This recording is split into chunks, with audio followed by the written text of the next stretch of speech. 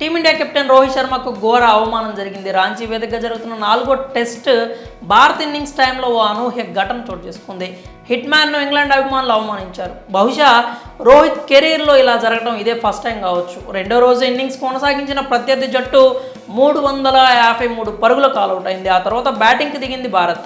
కఠిన పిచ్ మీద నిలదొక్కుని రన్స్ చేయడం చాలా కష్టంగా మారడంతో రోహిత్ రాణించడం టీంకు ఇంపార్టెంట్గా మారింది. కానీ వెటరన్ పేసర్ జేమ్స్ ఆండర్సన్ దెబ్బకు హిట్ మ్యాన్ పెవిలియన్కు చేరక తప్పలేదు. జిమ్మీ బౌలింగ్లో కీపర్కు క్యాచ్ ఇచ్చి అవుట్ అయిన భారత సారథి క్రీజ్ను వీడాడు. అయితే ఆ టైంలో అతనికి అవమానం జరిగింది. ఇంగ్లీష్ ఫ్యాన్స్ రోహిత్ను టార్గెట్ చేసుకున్నారు. ఆండర్సన్ బౌలింగ్లో అవుట్ అయిన రోహిత్ శర్మ నిరాశతో క్రీజ్ను వీడాడు. పెవిలియన్ వైపుగా నడుచుకుంటూ వెళ్ళిపోయాడు. ఆ టైంలో భారత అభిమానులంతా సైలెంట్ అయిపోయారు. మంచి ఇన్నింగ్స్తో అలరిస్తాడనుకుంటే ఇలా అవుట్ అయ్యాడే అంటూ షాక్ అయ్యారు. టీంను గట్టెక్కిస్తాడనుకుంటే స్టార్టింగ్లోనే వికెట్ సమర్పించుకోవడంతో నిరాశ చెందారు. కానీ ఇంగ్లీష్ టీం ఫ్యాన్స్ మాత్రం రోహిత్ అవుట్ అవడంతో ఊపిరి పీల్చుకున్నారు. అతడు క్రీజ్లో ఉంటే ఎటువంటి విధ్వంసం సృష్టిస్తాడో తెలిసిందే. అందుకే రోహిత్ పెవిలియన్కి వెళ్తున్న సమయంలో స్టాండ్స్లో ఉన్న ఇంగ్లాండ్ అభిమానులు అతనికి బై బై చెప్పారు. స్టేడియంలో ఓ చోట గుంపుగా కూర్చున్న ఇంగ్లీష్ సపోర్టర్స్ బై రోహిత్ అంటూ చేతులు ఊపుతూ అవమానించారు. రోహిత్కు బై బై చెప్పడమే కాకుండా ఈలలు వేస్తూ గోల చేశారు ఇంగ్లాండ్ ఫ్యాన్స్. హిట్ మ్యాన్ను